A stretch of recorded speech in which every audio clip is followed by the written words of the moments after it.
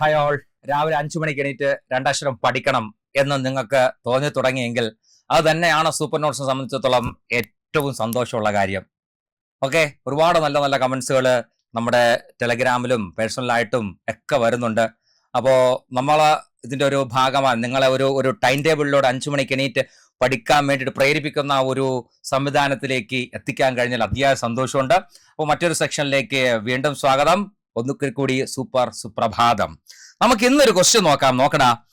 പ്രമുഖ പ്രകൃതി ശാസ്ത്രജ്ഞനായ ജോൺ റേയുടെ സംഭാവനകളിൽ ശരിയായത് ഏതൊക്കെ? ഇത് നമ്മുടെ ഈ വർഗീകരണ ശാസ്ത്രം അങ്ങനെയൊക്കെ പറയുന്നുണ്ട്. 8ാം ക്ലാസ്സിനകത്ത് ഒരു ചാപ്റ്റർ ഉണ്ട് കേട്ടോ, 12ാമത്തെ ചാപ്റ്റർ എന്നാണ് എൻ്റെ ഒരു ഓർമ്മ. ആ ചാപ്റ്ററുമായിട്ട് റിലേറ്റ് ചെയ്തിട്ട് വന്ന ഒരു പ്രീവിയസ് ക്വസ്റ്റ്യൻ ആണ്. LDCയുടെ എക്സ് സർവീസ്മാൻ 2021 ചോദിച്ച ഒരു ചോദ്യമാണ്. പ്രമുഖ പരിസ്ഥിതി ശാസ്ത്രജ്ഞനായ ജോൺ റേയുടെ സംഭാവനകളിൽ ശരിയായത് ഏതൊക്കെ എന്നാണ് ചോദ്യം. 1. സസ്യങ്ങളെ ഏകവർഷികൾ, അതുപോലെ ദ്വിവർഷികൾ, അതുപോലെ ബഹുവർഷികൾ എന്ന് തരംതിരിച്ചു. 2. സ്പീഷീസ് എന്ന പദം ആദ്യമായിട്ട് ഉപയോഗിച്ചു. 3. 18,000-ലധികം സസ്യങ്ങളെ, എന്റെ ദൈവമേ, 18,000-ലധികം സസ്യങ്ങളെ ഉൾക്കൊള്ളിച്ച് ഹിസ്റ്റോറിയ പ്ലാന്റേറം എന്ന പുസ്തകം ഇറക്കി. 4. ജീവികളെ ചുവന്ന രക്തമുള്ളവ, ഇല്ലാത്തവ എന്നിങ്ങനെ തരംതിരിച്ചു. ഓപ്ഷൻ 1ഉം 2ഉം ശരി, 2ഉം 3ഉം ശരി, 3ഉം 4ഉം ശരി, 2ഉം 4ഉം ശരി എന്ന് പറഞ്ഞാണ് ചോദ്യം. LDCയുടെ എക്സ് സർവീസ്മാൻ ഓൺലി പരീക്ഷയ്ക്ക് 2021 ചോദിച്ചൊരു ചോദ്യമാണ്. പ്ലസ് അതുമാത്രമല്ല, അതിനുശേഷം നടന്ന 2022 ഒരു പ്രധാനപ്പെട്ട പരീക്ഷയ്ക്കും ഇതേ ചോദ്യം ഉണ്ടായിരുന്നു. അതായത് എക്സ് സർവീസ്മാൻസിന് മാത്രമുള്ള, അല്ലെങ്കിൽ എല്ലാവരും ചാടിക്കറി എഴുതാത്ത പരീക്ഷകൾ വരുന്ന ചോദ്യങ്ങൾ പിന്നീടുള്ള പല പരീക്ഷകൾക്കും വരുന്നു എന്നതിന്റെ ഒരു സൂചന കൂടിയാണിത്.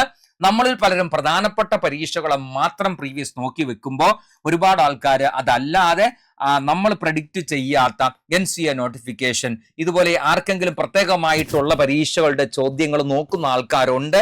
അങ്ങനെ നോക്കുന്നവർക്ക് പരീക്ഷകളിൽ അവർ ജോലിക്ക് കയറി പോകുന്നുണ്ടെന്നുള്ളത് മനസ്സിലാക്കണം. നമ്മൾ പ്രധാനപ്പെട്ട കുറെ LDC, LGS അല്ലെങ്കിൽ കുറച്ച് പ്രധാനപ്പെട്ട പേരുകേട്ട പരീക്ഷകളെ മാത്രം ചിലർ ഫോക്കസ് ചെയ്യുന്നു. ദയവേത് അത് വിട്ടിട്ട് അത് പ്ലസ് ചിലപ്പോൾ ഒരു 15 GK മാത്രം, അല്ലെങ്കിൽ 20 GK കാണുള്ളൂ. പക്ഷെ ആ GK നമുക്ക് പ്രധാനപ്പെട്ടതാണ്. അതും മറ്റു പരീക്ഷകൾക്ക്, പ്രധാനപ്പെട്ട പരീക്ഷകൾക്ക് പ്രീവിയസ് ആയിട്ട് ചോദിക്കാൻ സാധ്യതയുണ്ട്. അതിന്റെ ഏറ്റവും വലിയ എക്സാമ്പിളാണ് ഇപ്പൊ ഈ തന്നിരിക്കുന്ന ചോദ്യം. അപ്പൊ അതുകൊണ്ട് എല്ലാ കാര്യത്തിലും നമ്മൾ എന്തായിരിക്കണം? അലർട്ട് ആയിരിക്കണം. നോക്കാം നമുക്ക്. എന്റെ പൊന്നുകുട്ടികളെ, ഇതൊരു ഏരിയ ആണ് കേട്ടോ. ഈ ഏരിയയെ കുറിച്ച് അത് ഏറ്റവും കുറഞ്ഞതൊരു 4 പേരെ കുറിച്ചെങ്കിലും വ്യക്തമായിട്ട് അറിയാതെ ഇതിന്റെ ഉത്തരം നമുക്ക് എഴുതാൻ പറ്റൂല എന്നതാണ് വാസ്തവം. കണ്ടോടാ, ഏതെങ്കിലും 4 പേരെ കുറിച്ച് ഇതിനകത്ത് നിങ്ങൾക്ക് അറിയാതെ. കാരണം ഒന്നാമത്തെ ഓപ്ഷൻ 1 എന്ന് പറയുന്നത് ഒരാളെ കുറിച്ച് മെൻഷൻ ചെയ്യുന്നുണ്ട്. ഓപ്ഷൻ 2 വേറൊരാളെ കുറിച്ച് മെൻഷൻ ചെയ്യുന്നുണ്ട്. ഓപ്ഷൻ 3 എന്ന് പറയുന്നതും ഒരാളെ കുറിച്ച് മെൻഷൻ ചെയ്യുന്നുണ്ട്. പക്ഷെ അതിനകത്ത് പറയാതെ വേറൊരാളെ കുറിച്ച് മെൻഷൻ ചെയ്യുന്നുണ്ട്. അതെന്താണെന്ന് ഞാൻ പറഞ്ഞുതരാം. ഓപ്ഷൻ 4ഉം അതുപോലെ ഒരാളെ കുറിച്ച് മെൻഷൻ ചെയ്യുന്നു. അപ്പൊ ഈ 4 പേരെ കുറിച്ചും നിങ്ങൾക്കൊരു വ്യക്തമായ അവബോധം ഇല്ലാതെ ഇതിനകത്തുള്ള ഉത്തരം കണ്ടെത്തുക ബുദ്ധിമുട്ടാണ്. അപ്പൊ നമുക്ക് ഈ 4 പേര് എന്തൊക്കെയാണെന്ന് നമുക്ക് നോക്കാം. സസ്യങ്ങളെ ഏകവർഷി, ദ്വിവർഷി, ബഹുവർഷി എന്നിങ്ങനെ അവരുടെ ആയുസ്സിന്റെ അടിസ്ഥാനത്തിൽ തരംതിരിച്ച വ്യക്തിയുടെ പേരാണ് തിയോഫ്രാസ്റ്റസ് എന്ന് പറയുന്ന വ്യക്തി. അദ്ദേഹത്തിന്റെ പേരെന്താണ്? തിയോഫ്രാസ്റ്റസ് എന്ന് പറയുന്ന വ്യക്തി. ഓക്കെ, അപ്പൊ നമുക്ക് ആദ്യം തിയോഫ്രാസ്റ്റസിനെ കുറിച്ചുള്ള പോയിന്റ്സ് ഒന്ന് നോക്കാം. തിയോഫ്രാസ്റ്റസിന്റെ പേര്, അദ്ദേഹം സസ്യശാസ്ത്രം അല്ലെങ്കിൽ ബോട്ടണിയുടെ പിതാവ് എന്നറിയപ്പെടുന്ന വ്യക്തിയാണ്. അപ്പം ബോട്ടണിയുടെ പിതാവ് എന്നറിയപ്പെടുന്ന വ്യക്തി ആരാണ് എന്ന് ചോദിച്ചാൽ അത് തിയോഫ്രാസ്റ്റസ് ആണ്. ഫാദർ ഓഫ് ബോട്ടണിയാണ്. ഇദ്ദേഹം എന്ത് ചെയ്തു? സസ്യങ്ങളെ ഏകവർഷി എന്നും ദ്വിവർഷി എന്നും ബഹുവർഷി, അതായത് 1 വർഷം, 2 വർഷം, ഒരുപാട് വർഷം താമസിക്കുന്ന അല്ലെങ്കിൽ ജീവിക്കുന്ന ആ ഒരു അർത്ഥത്തിൽ അവരെ തരംതിരിച്ചു. അപ്പൊ സസ്യങ്ങളെ ശ്രദ്ധിക്കണേ, അവിടെ ഒരു കാര്യം പ്രത്യേകം ശ്രദ്ധിക്കണം. സസ്യങ്ങളെ രൂപസാദൃശ്യത്തിന്റെ അടിസ്ഥാനത്തിൽ തരംതിരിച്ച ഒരു വ്യക്തി ഉണ്ട്. അതും 3 എണ്ണമാണ്. അദ്ദേഹത്തിന്റെ പേര് അരിസ്റ്റോട്ടിലാണ്. അതുകൊണ്ട് കണക്ഷൻ തെറ്റിപ്പോകാൻ സാധ്യത ഉണ്ട്. നോക്കടാ, സസ്യങ്ങളെ ഏകവർഷി എന്നും ദ്വിവർഷി എന്നും ബഹുവർഷി എന്നും അതിന്റെ ആയുസ്സിന്റെ അടിസ്ഥാനത്തിൽ തരംതിരിച്ച വ്യക്തിയുടെ പേരാണ് തിയോഫ്രാസ്റ്റസ് എന്ന് വിളിക്കുന്നത്. ഓക്കെ, അവിടെ കണക്ട് ചെയ്ത് അടുത്ത പോയിന്റ് പഠിച്ചു വെച്ചോ. സസ്യങ്ങളെ മരങ്ങൾ, കുറ്റിച്ചെടികൾ, ഔഷധ സസ്യങ്ങൾ എന്നിങ്ങനെ തരംതിരിച്ചത് അരിസ്റ്റോട്ടിലാണ്. എന്തിന്റെ അടിസ്ഥാനത്തിൽ? രൂപസാദൃശ്യത്തിന്റെ അടിസ്ഥാനത്തിൽ, അല്ലെങ്കിൽ മോർഫോളജിയുടെ അടിസ്ഥാനത്തിൽ. അപ്പൊ സസ്യങ്ങളെ അരിസ്റ്റോട്ടിൽ രൂപസാദൃശ്യത്തിന്റെ അടിസ്ഥാനത്തിൽ മൂന്നായി തരംതിരിച്ചു. മരങ്ങളെന്നും കുറ്റിച്ചെടികളെന്നും ഔഷധ സസ്യങ്ങളെന്നും. തൊട്ടുമുമ്പ് എന്താ പറഞ്ഞത്? സസ്യങ്ങളെ വർഷക്കണക്ക് അല്ലെങ്കിൽ ആയുസ്സിന്റെ അടിസ്ഥാനത്തിൽ ഏകവർഷി, ദ്വിവർഷി, ബഹുവർഷി എന്നിങ്ങനെ തരംതിരിച്ചത് തിയോഫ്രാസ്റ്റസ് ആണ്. അതുകൊണ്ട് ഇത് തമ്മിൽ തെറ്റിപ്പോകാൻ സാധ്യത കൊണ്ട് പഠിച്ചു വെച്ചോ. ഇനി തിയോഫ്രാസ്റ്റസിന്റെ ബുക്കിൽ പ്രധാനപ്പെട്ട ഒരെണ്ണമുണ്ട്, ഹിസ്റ്റോറിയ പ്ലാന്റേറം അല്ലെങ്കിൽ ഹിസ്റ്ററി ഓഫ് പ്ലാന്റ്സ്, അങ്ങനെയാണ് അതിന്റെ കറക്റ്റ് ഇംഗ്ലീഷ് കേട്ടോ. രണ്ട് രീതിയിൽ ഇത് പരീക്ഷയ്ക്ക് ചോദിച്ചു കേട്ടോ. ഹിസ്റ്ററി ഓഫ് പ്ലാന്റ്സ് എഴുതിയത് ആരെന്ന് ചോദിച്ചു, അതുപോലെ തന്നെ ഹിസ്റ്റോറിയ പ്ലാന്റേറം എന്നതും പരീക്ഷയ്ക്ക് വേറെ ചോദിച്ചിട്ടുണ്ട്. അപ്പൊ ഹിസ്റ്റോറിയ, അത് ശരിക്കുള്ള ബുക്ക് ഹിസ്റ്റോറിയ പ്ലാന്റേറം, അതിന്റെ ഇംഗ്ലീഷ് ആണ് ഹിസ്റ്ററി ഓഫ് പ്ലാന്റ്സ്. അപ്പൊ തിയോഫ്രാസ്റ്റസിന്റെ ബുക്കുകൾ ഏതൊക്കെ എന്ന് ചോദിച്ചാൽ, ഒന്ന് എൻക്വയറി ഇൻടു പ്ലാന്റ്സ്, രണ്ട് on the causes of plants, മൂന്നാമത്തേത് ഹിസ്റ്റോറിയ പ്ലാന്റേറം. ഇതിൽ ഒരേ ഒരെണ്ണം മാത്രമേ പരീക്ഷയ്ക്ക് ചോദിച്ചിട്ടുള്ളൂ, അത് ഹിസ്റ്ററി ഓഫ് പ്ലാന്റ്സ് എന്നതാണ്. ഹിസ്റ്ററി ഓഫ് പ്ലാന്റ്സ് എഴുതിയത് തിയോഫ്രാസ്റ്റസ് ആണ്. സസ്യശാസ്ത്രത്തിന്റെ പിതാവ് തിയോഫ്രാസ്റ്റസ് ആണ്. സസ്യങ്ങളെ ആയുസിന്റെ അടിസ്ഥാനത്തിൽ അദ്ദേഹം മൂന്നായി തരംതിരിച്ചു. ഒന്ന് ഏകവർഷികളെന്നും, രണ്ടാമത്തേത് ദ്വിവർഷികളെന്നും, മൂന്നാമത്തേതിനെ ബഹുവർഷികളെന്നുമാണ് അദ്ദേഹം തരംതിരിച്ചത്. അദ്ദേഹത്തിന്റെ 3 ബുക്കുകളിൽ ഏറ്റവും പ്രധാനപ്പെട്ട പ്രശസ്തമായ ബുക്കിന്റെ പേരാണ് ഹിസ്റ്ററി ഓഫ് പ്ലാന്റ്സ് എന്ന് പറയുന്നത്. ആദ്യമായി കണ്ടെത്തിയ സസ്യ ഹോർമോണിന്റെ പേരാണ് ഓക്സിൻ എന്ന് പറയുന്നത്. ഞാൻ എന്തിനാ അത് ഇവിടെ പറഞ്ഞത് നിങ്ങൾ വിചാരിക്കും, ഓണത്തിന്റെ ഇടയിൽ കുട്ടുവച്ചോടോ അല്ലെ? ഓക്സിനെ കുറിച്ച് ഇവിടെ പറയാൻ കാരണമുണ്ട്. അതായത് ഈ ലോകത്തിലെ ഇദ്ദേഹം തിയോഫ്രാസ്റ്റസിന്റെ ഒരു ബുക്കിനകത്ത് അദ്ദേഹം ഓക്സിനെ കുറിച്ച് പറയുന്നുണ്ട് കേട്ടോ. പക്ഷെ പേര് ഓക്സിൻ എന്നല്ല, അവിടെ അദ്ദേഹം ഉപയോഗിക്കുന്ന രാസവസ്തു എന്നാണ്. ആ രാസവസ്തു ഇന്ന സംഭവങ്ങൾ ചെയ്യുന്നു എന്ന് അദ്ദേഹം അനുമാനിച്ചു. ആ അനുമാനം പിന്നീട് എന്ത് ചെയ്തു? കണ്ടെത്തി എന്ന് വേണമെങ്കിൽ നമുക്ക് പറയാം. ക്ലിയർ ആണല്ലോ? ആ അനുമാനം പിന്നീട് എന്ത് ചെയ്തു? കണ്ടെത്തി. അത് പിന്നീട് വേറൊരാളാണ് കണ്ടെത്തിയത്. അപ്പൊ ഓക്സിൻ എന്ന് പറയുന്നത് ആദ്യമായിട്ട് ഇദ്ദേഹത്തിന്റെ ബുക്കിൽ, ഹിസ്റ്ററി ഓഫ് പ്ലാന്റ്സ് എന്ന് പറയുന്ന ബുക്കിൽ ഓക്സിനെ കുറിച്ച് അദ്ദേഹം പ്രതിപാദിച്ചിരുന്നു എന്നൊരു പോയിന്റ് ജസ്റ്റ് ഒന്ന് മനസ്സിലാക്കി വെച്ചേക്കുക. ഇനി എന്തായാലും ഞാൻ സസ്യശാസ്ത്രത്തെ കുറിച്ച് പറഞ്ഞില്ലേ, അവിടെ ഞാൻ വേറൊരാളെ കുറിച്ച് പറയാണ്. ഇന്ത്യൻ സസ്യശാസ്ത്രത്തിന്റെ പിതാവ് വില്യം റോക്സ്ബർഗ് എന്ന് പറയുന്ന വ്യക്തിയാണ്. വില്യം ഷേക്സ്പിയറിന്റെ വില്യം ആലോചിക്ക്, പാറയ്ക്ക് ഇംഗ്ലീഷിൽ റോക്ക് എന്ന് വിളിക്കാം. നമ്മൾ കഴിക്കുന്ന ബർഗർ ഉണ്ടല്ലോ, ഇത് മൂന്നും കൂടെ കണക്ട് ചെയ്ത് ഓർത്തുപോയി. വില്യം റോക്സ് ബർഗ്, എന്താണ് അദ്ദേഹത്തിന്റെ പേര്? William Roxburgh. അപ്പൊ ഇന്ത്യൻ സസ്യശാസ്ത്രത്തിന്റെ പിതാവ് എന്ന് പറയുന്ന ആരാ? William Roxburgh. മറക്കണ്ട, വില്യം റോക്സ്ബർഗ് ഇന്ത്യൻ സസ്യശാസ്ത്രത്തിന്റെ പിതാവാര് വില്യം റോക്സ്ബർഗ്. അദ്ദേഹം ഒരു ബുക്ക് എഴുതി. ആ ബുക്കിന്റെ പേരാണ് ഫ്ലോറ ഇൻഡിക്ക. ഇൻഡിക്ക എന്നൊരു കാർ നിങ്ങൾ കേട്ടിട്ടുണ്ടായിരിക്കും. ഞാനിപ്പോ നിൽക്കുന്നത് 2nd ഫ്ലോറിലാണ്. അപ്പൊ ഫ്ലോറ, കാറിന്റെ പേര് ഇൻഡിക്ക, ഫ്ലോറ ഇൻഡിക്ക. വില്യം റോക്സ്ബർഗിന്റെ ബുക്കിന്റെ പേര് ഫ്ലോറ ഇൻഡിക്ക. മറക്കണ്ട, വില്യം റോക്സ്ബർഗിന്റെ ബുക്കിന്റെ പേര് ഫ്ലോറ ഇൻഡിക്ക. വില്യം റോക്സ്ബർഗ് എന്ത്? Father of Indian botany. അദ്ദേഹത്തിന്റെ ബുക്കിന്റെ പേര് ഫ്ലോറ ഇൻഡിക്ക. നമുക്കൊരു ബൊട്ടാണിക്കൽ ഗാർഡൻ ഉണ്ട്. ഇന്ത്യയിലെ ഏറ്റവും വലിയ ബൊട്ടാണിക്കൽ ഗാർഡൻ ഏത്? അത് Acharya Jagadish Chandra Bose Indian botanical garden Kolkata, അല്ലെങ്കിൽ JC Bose botanical garden Kolkata. അവിടെയാണ് വില്യം റോക്സ്ബർഗിന്റെ ഒരു സ്മാരകം കാണപ്പെടുന്നുണ്ട്. വില്യം റോക്സ്ബർഗിന്റെ ഒരു സ്മാരകം ഇന്ത്യയിലുണ്ട്. എവിടെയാണ്? Acharya Jagadish Chandra Bose Indian botanical garden കൊൽക്കത്തയില്. ഇന്ത്യയിലെ ഏറ്റവും വലിയ ബൊട്ടാണിക്കൽ ഗാർഡൻ ആണ് Acharya Jagadish Chandra Bose Indian botanical garden എന്ന് പറയുന്നത്. അവിടെ വില്യം റോക്സ്ബർഗിന്റെ ഒരു എന്തുണ്ട്? ഒരു പ്രതിമ ഉണ്ട് എന്നുള്ളത് മനസ്സിലാക്കുക, സ്മാരകമുണ്ട് എന്നുള്ള പോയിന്റ് അവിടെ ജസ്റ്റ് ഒന്ന് ഓർത്ത് വെച്ചേക്കണം. ഓക്കെ ആണല്ലോ? പോയിന്റ് ക്ലിയർ ആണല്ലോ? അപ്പൊ തിയോഫ്രാസ്റ്റസിനെ കുറിച്ച് നമ്മൾ ഡിസ്കസ് ചെയ്ത് കഴിഞ്ഞു. അടുത്തതാ നമ്മൾ പോകുന്ന അടുത്ത വ്യക്തിയുടെ പേരാണ്, എന്താ നോക്കടാ, അരിസ്റ്റോട്ടിൽ എന്ന് പറയുന്ന വ്യക്തി. എന്താണ്? അരിസ്റ്റോട്ടിൽ. നമ്മൾ ക്വസ്റ്റ്യനിലോട്ട് തിരിച്ചു വരാം. രണ്ടാമത്തെ ആളുടെ പേര് അരിസ്റ്റോട്ടിൽ. അരിസ്റ്റോട്ടിലുമായി ബന്ധപ്പെട്ട ക്വസ്റ്റ്യനിൽ ഒരു പോയിന്റ് കിടപ്പുണ്ട് കേട്ടോ മക്കളെ. എന്താണെന്നറിയോ? ജീവികളെ ചുവന്ന രക്തമുള്ളവ, ഇല്ലാത്തവ എന്നിങ്ങനെ തരംതിരിച്ചത് ആരാണ് എന്ന് ചോദിച്ചാൽ അവിടെ നമുക്ക് പറയാം അരിസ്റ്റോട്ടിൽ എന്നാണ്. ജീവികളെ ചുവന്ന രക്തമുള്ളവ, ഇല്ലാത്തവ എന്നിങ്ങനെ തരംതിരിച്ചത് ആര്? അത് അരിസ്റ്റോട്ടിലാണ്. അപ്പൊ അരിസ്റ്റോട്ടിനെ കുറിച്ചുള്ള പോയിന്റ് നമുക്ക് നോക്കിയിട്ട് വരാം. എന്താണ്? ജീവശാസ്ത്രത്തിന്റെ പിതാവ്, ജന്തുശാസ്ത്രത്തിന്റെ പിതാവ്, ഫാദർ ഓഫ് ബയോളജിയും ഫാദർ ഓഫ് ബോട്ടണിയും അദ്ദേഹം തന്നെയാണ്. പിന്നെ ഇഷ്ടംപോലെ സംഭവത്തിന്റെ ഫാദർ അദ്ദേഹമാണെന്ന് കൂടെ മറക്കണ്ട. അരിസ്റ്റോട്ടിൽ ജീവശാസ്ത്രത്തിന്റെ പിതാവ് എന്നറിയപ്പെടുന്നു, അരിസ്റ്റോട്ടിൽ ജന്തുശാസ്ത്രത്തിന്റെ പിതാവ് എന്നറിയപ്പെടുന്നു. ജീവികളെ ചുവന്ന രക്തമുള്ളവ, ഇല്ലാത്തവ എന്നിങ്ങനെ 2 ഗ്രൂപ്പായി അദ്ദേഹം തരംതിരിച്ചു. എന്താ അറിയോ കാരണം?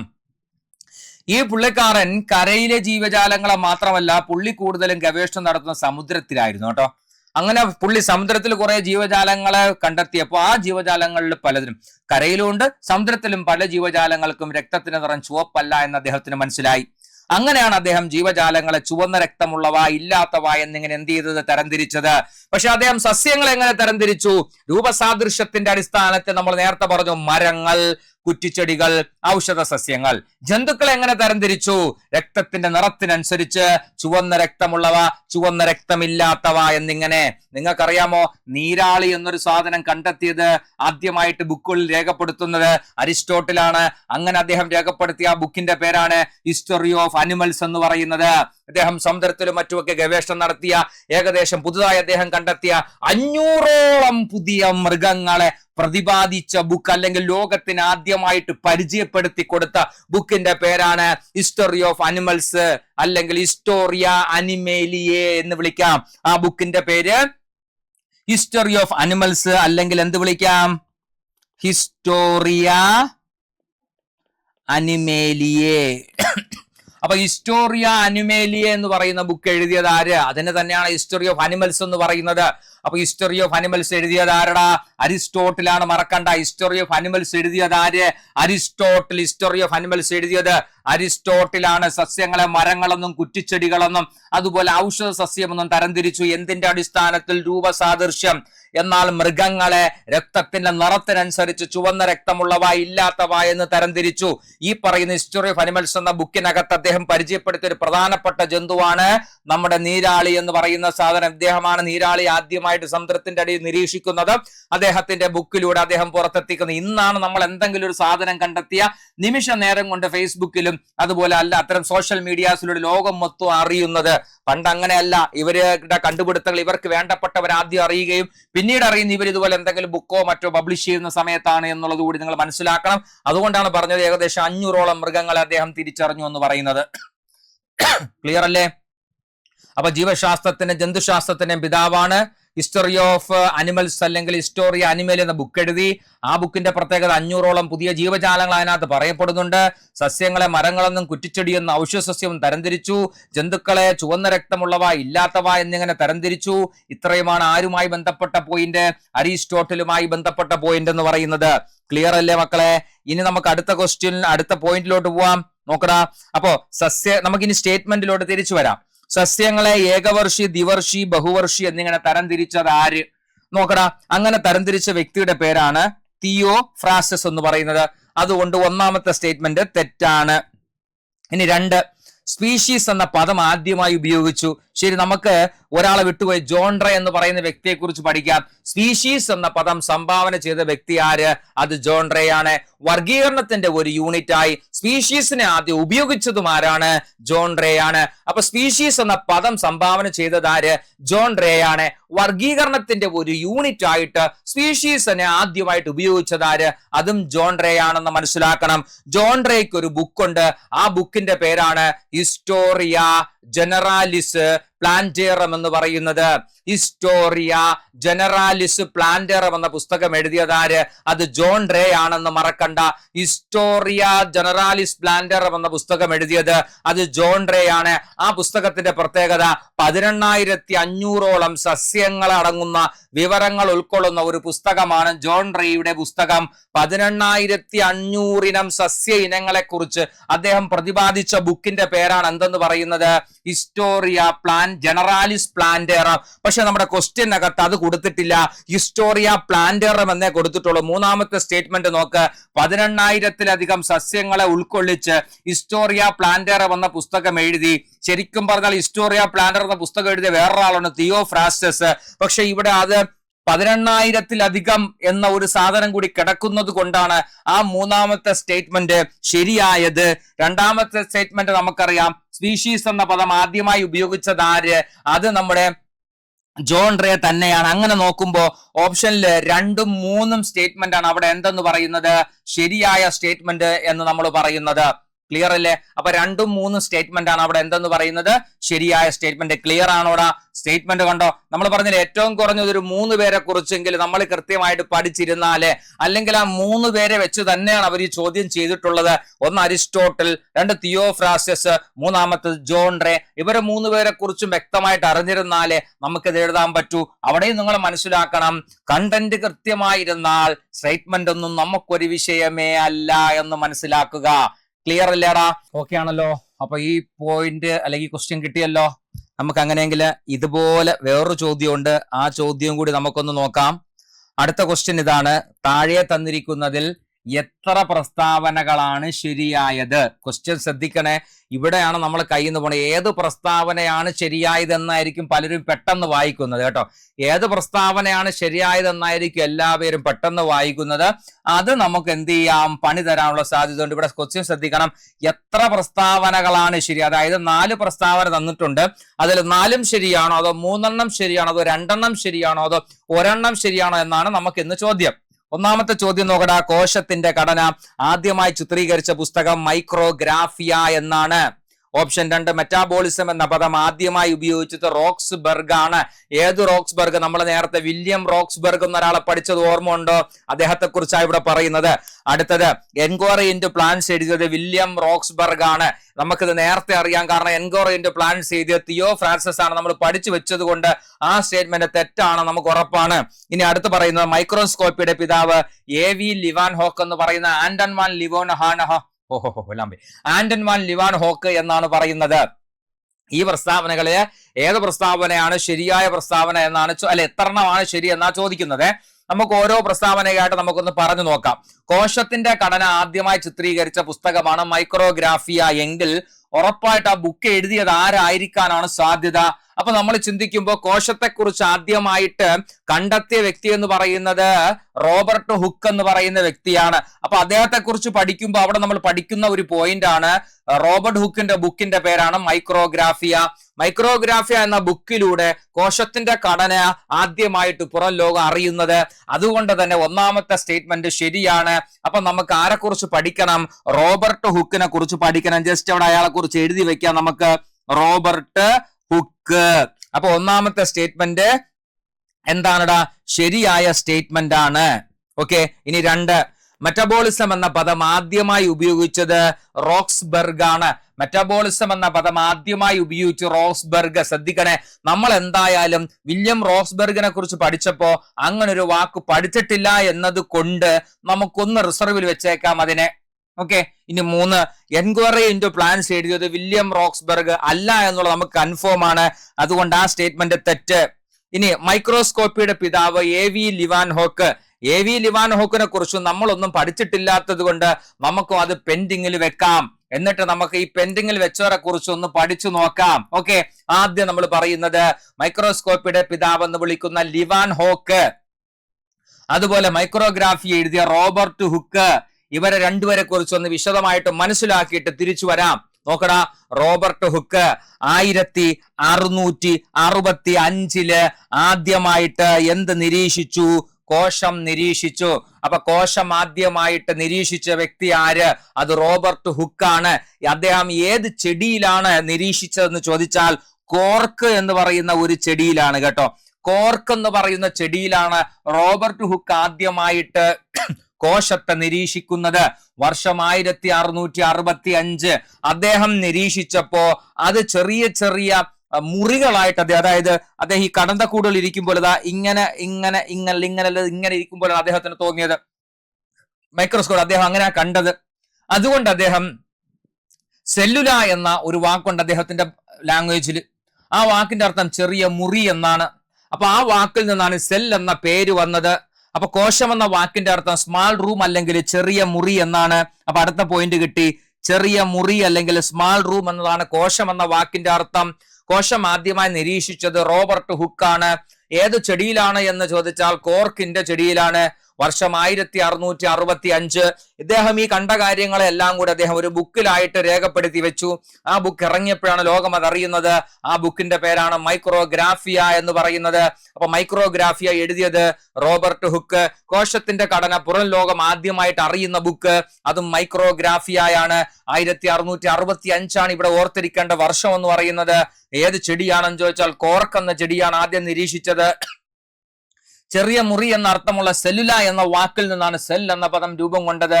ഇത്രയും പോയിന്റ് അവിടെ അറിഞ്ഞിരുന്നാൽ മതി. ഇതിനുള്ള ആൻസർ കിട്ടി നമുക്ക്. അപ്പൊ ഒന്നാമത്തെ സ്റ്റേറ്റ്മെന്റ് കിട്ടി. ഇനി ലിവാൻ ഹോക്കിനെ കുറിച്ച് ഞാൻ പറയാം, ശ്രദ്ധിച്ചു കേട്ടോ. എന്താണ് AV ലിവാൻ ഹോക്കിന്റെ പ്രത്യേകത എന്ന് പറയുന്നത്? ഇടപിള്ളരെ, AV ലിവാൻ ഹോക്ക് എന്ന് പറയുന്ന വ്യക്തിയുടെ പ്രത്യേകത, AV ലിവാൻ ഹോക്കിന്റെ പ്രത്യേകത, ലിവിങ് സെൽ അല്ലെങ്കിൽ ജീവനുള്ള കോശം ആദ്യമായി നിരീക്ഷിച്ചത് ആര് എന്ന് ചോദിച്ചാൽ അദ്ദേഹത്തിന്റെ പേര് AV ലിവാൻ ഹോക്ക് എന്നാണ് കേട്ടോ.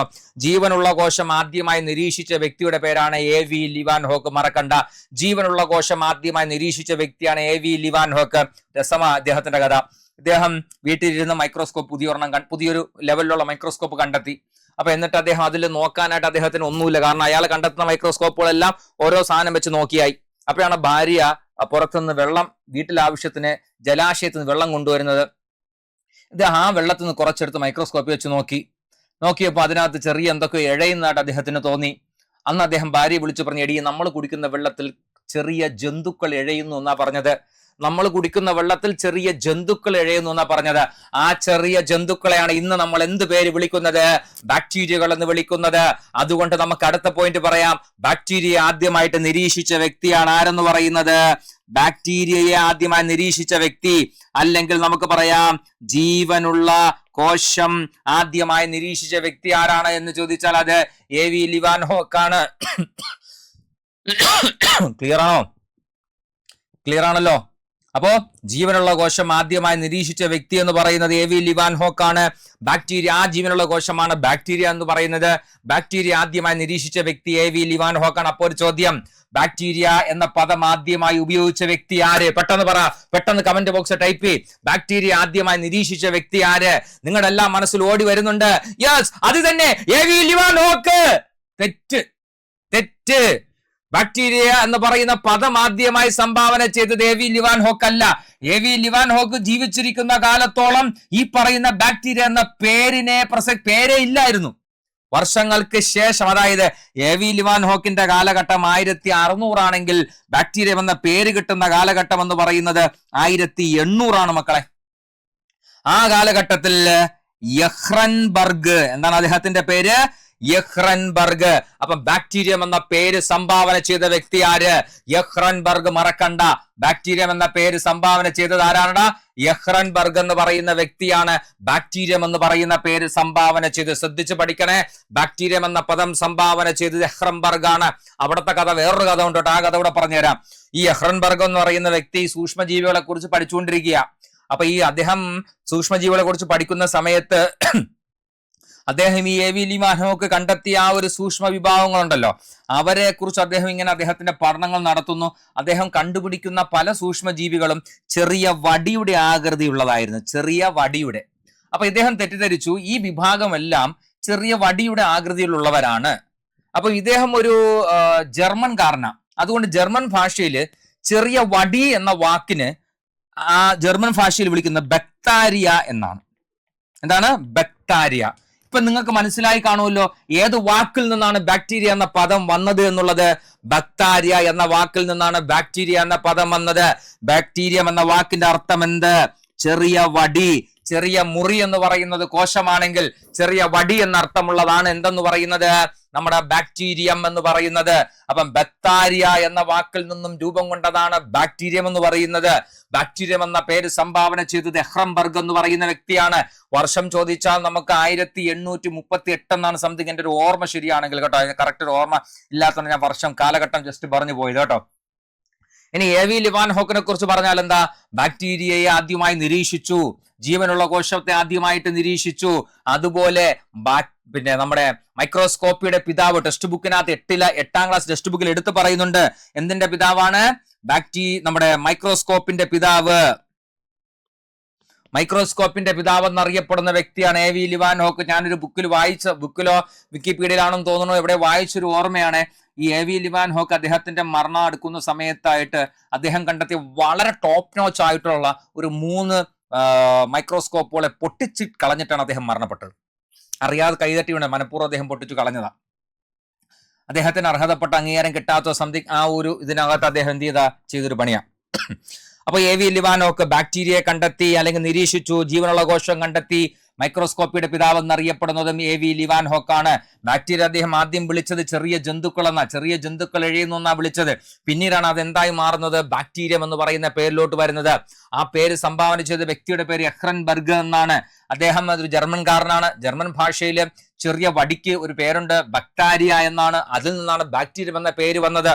ആദ്യകാലത്ത് ഈ പറയുന്ന എഹ്റൻബർഗിന് ഒരു ചിന്ത ഉണ്ടായിരുന്നു, ബാക്ടീരിയ എന്ന് പറയുന്ന വിഭാഗത്തിനെല്ലാം ഒരൊറ്റ ആകൃതിയേ ഉള്ളൂ, അത് ചെറിയ വടിയുടെ ആകൃതി അല്ലെങ്കിൽ റോഡ് ഷേപ്പ് ആണ് എന്ന് അദ്ദേഹം തെറ്റിദ്ധരിച്ചിരുന്നു.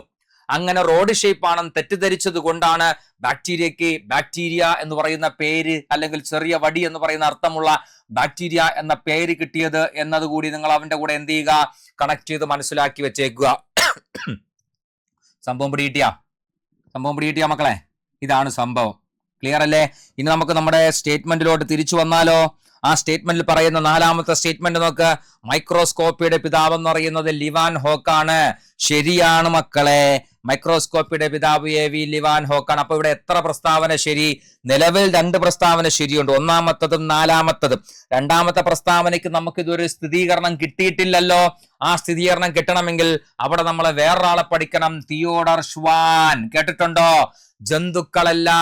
ജന്തുക്കളുടെ എല്ലാ ശരീരഭാഗവും കോശങ്ങളാൽ നിർമ്മിതമാണ് എന്ന് കണ്ടെത്തിയ വ്യക്തിയാണ് തിയോഡർ ഷ്വാൻ എന്ന് പറയുന്നത്. ജന്തുക്കളുടെ ശരീരം കോശങ്ങളാൽ അല്ലെങ്കിൽ എല്ലാ ശരീരഭാഗവും കോശങ്ങളാൽ നിർമ്മിതമാണെന്ന് കണ്ടെത്തിയ വ്യക്തിയാണ് തിയോഡർ ഷ്വാൻ എന്ന് പറയുന്നത്. അദ്ദേഹത്തിന്റെ ഒരു പ്രധാനപ്പെട്ട കണ്ടെത്തലാണ് മെറ്റബോളിസം എന്ന് പറയുന്ന പദം. അപ്പൊ നമുക്ക് തിയോഡർ ഷ്വാനെ കുറിച്ച് ഒന്ന് പറഞ്ഞു നോക്കിയാലോ പിള്ളേരെ? എന്താണ് തിയോഡർ ഷ്വാന്റെ പ്രത്യേകത?